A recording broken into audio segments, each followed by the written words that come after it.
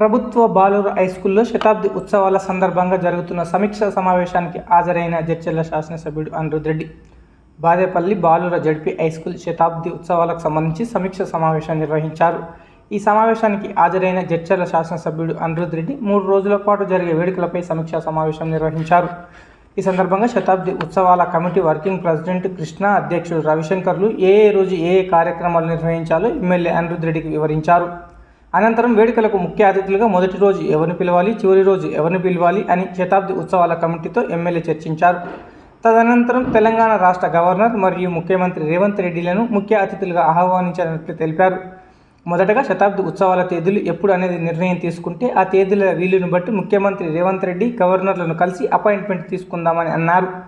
గవర్నర్ను, సీఎంలను రప్పించే బాధ్యత తనదేనని, అలాగే ఇక్కడ జరిగే అన్ని కార్యక్రమాలు విజయవంతంగా నిర్వహించడానికి తన వంతు కృషి చేస్తానని ఎమ్మెల్యే అనిరుద్ రెడ్డి తెలిపారు.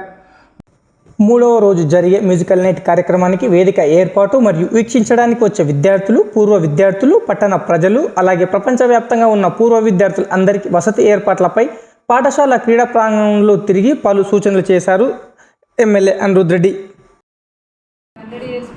శతాబ్ది ఉత్సవాల కమిటీకి అధ్యక్ష కార్యదర్శులు మరి ఇక్కడ చదివినటువంటి ప్రోగ్రాం జరగబోతుంది.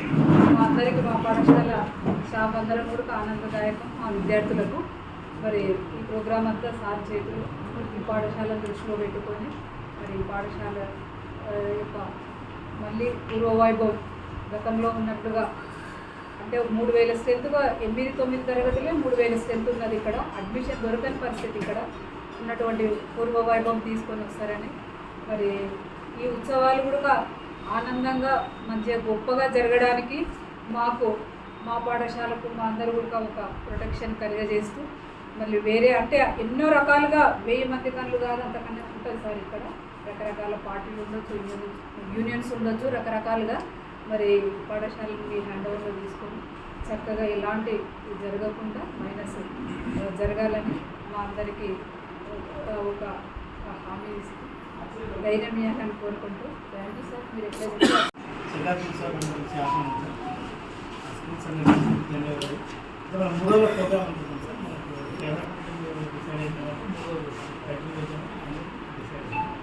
ప్రోగ్రామ్ వచ్చేసి మనకి ఫస్ట్ రోజు సార్ ఓపెనింగ్ కార్యక్రమం, first session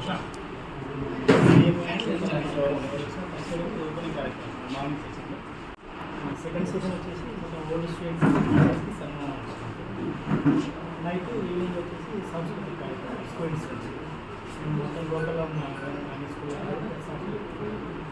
next second day morning వచ్చేసి ఒకటి టీకే రంగం ఓల్డ్ స్టూడెంట్స్.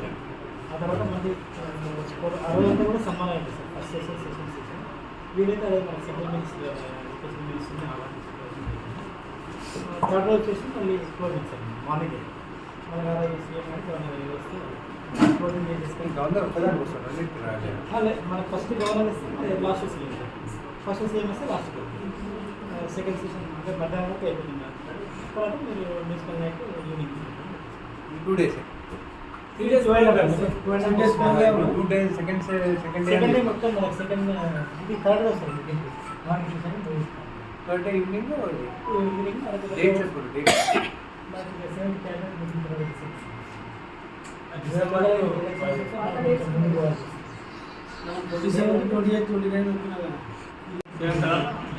డేట్ ఫైనలైజ్ చేస్తూనే నేను గవర్నర్ అపాయింట్మెంట్ తీసుకుంటాను. అదే చెప్పి పెట్టినాను తర్వాత చేసుకుంటాను.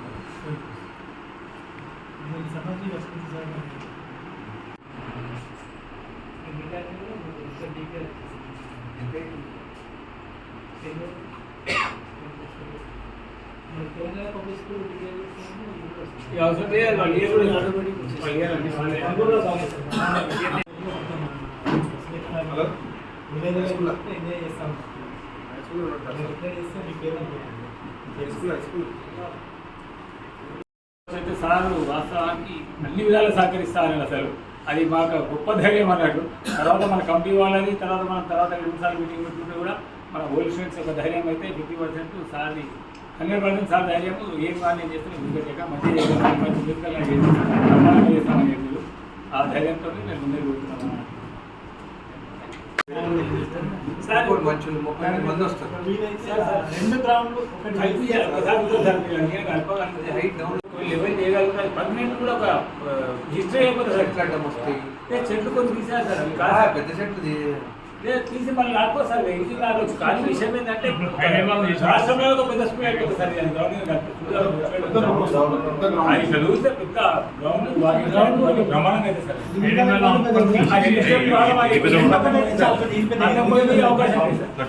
తీసుకెళ్ళాలి, అదే ప్రాబ్లం లేదు. ఇప్పుడైనా పోవచ్చు సీఎం మాకు ఆ ప్రాబ్లం లేదు. డేట్స్ ఫిక్స్ అయిపోయి ఒక ఇన్విటేషన్ తయారు చేస్తే ఒక ఇన్విటేషన్ ఒక ఇన్విటేషన్ డిజైన్ చేసి పెట్టి రెడీగా ఈ డేట్సే కదా చేంజ్ చేసేది, అది పెట్టుకొని ఫస్ట్ ఇచ్చేదా.